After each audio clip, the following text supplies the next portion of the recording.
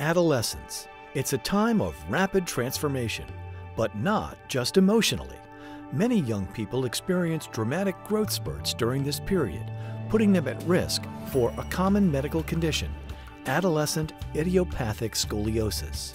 Scoliosis is an abnormal curvature of the spine that, left untreated, can cause progressive deformity and eventually respiratory problems.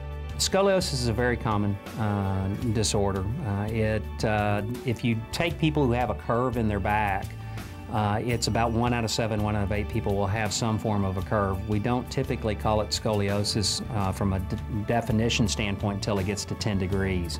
It can happen at any age, but the most common, 80%, are kids in their adolescence, so the preteen and teenage kids are the most common. Scoliosis isn't a painful condition, but it can be embarrassing because the body is visibly out of alignment. At a time when peer pressure is high and self-esteem can be low, scoliosis can be a difficult diagnosis for any young person. This was the case for Connor Wright, who was diagnosed at age 12. Her initial treatment involved bracing. I wore the brace for about a year and a half, and I got it in 6th grade, at the end of 6th grade, and I was okay with it then, but when I started junior high, it was really difficult because I worried about how it looked. In many scoliosis cases, the curvature of the spine is mild and requires no treatment. Yet if the curve reaches more than 25 degrees, bracing may be necessary. Worn most of the day, back braces can be an effective treatment that prevents increasing curvature over time. But if the curve nears 50 degrees, surgery is required to prevent continued increase as an adult. If you have a curve that's fairly large, 25 to 40 degrees, and you're still hadn't gone through your growth spurt, those are the only kids that are at real risk for the curve getting significantly worse. It's a small group of kids, and those kids we talk about bracing. And it does have an effect on keeping the curve from getting worse. It doesn't necessarily make it better, it keeps it from getting worse.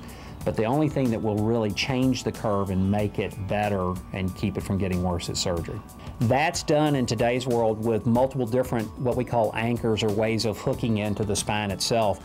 This model actually shows the most common one used today, which is a pedicle screw. It's a screw that goes from the back part of the spine. So on either side of the spinal cord, we put a screw into the block or vertebral body up front and then hook that up to 2 rods. That we're able to bend straighter, and we're also able to maneuver and rotate each little block individually. Long term, these people do very well. Only 5% of people with a curve will require surgery. Unfortunately for Connor, she was one of them. After wearing a brace for 2 years failed to contain her curvature, she underwent the procedure and has made a remarkable recovery. Connor is back to her active, confident self. I didn't worry much about the surgery because I knew I was in great hands, but it is hard and you feel like you're alone, but there are so many people that have it that you don't even know.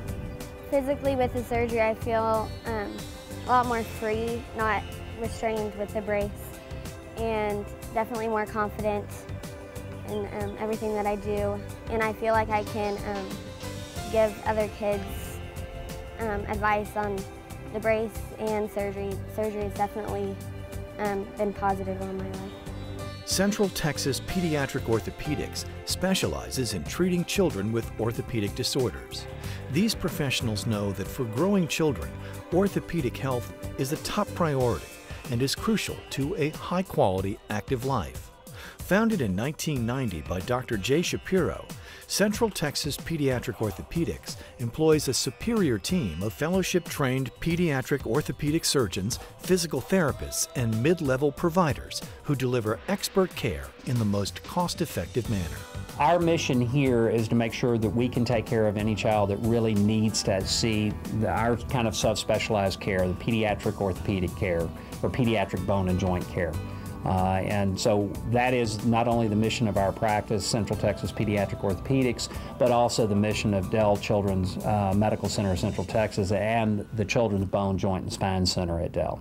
Central Texas Pediatric Orthopedics offers the most advanced treatments for orthopedic disorders, including scoliosis and spine disorders, simple and complex fractures, congenital disorders, sports injuries, foot and ankle disorders, limb length discrepancies, and many other orthopedic conditions that affect children and adolescents.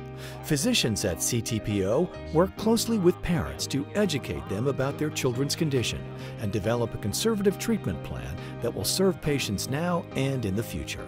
Pediatric orthopedics is kind of unique because we get to do a little bit of everything.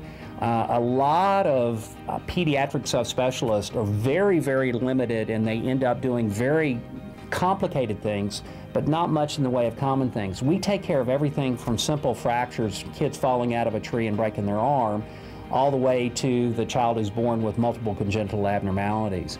And so it's really a broad spectrum, which is great. Having done this for 20 years, I would get pretty bored if I'm doing 2 or 3 procedures my whole life. So it's really, that part of it is really different than most subspecialists.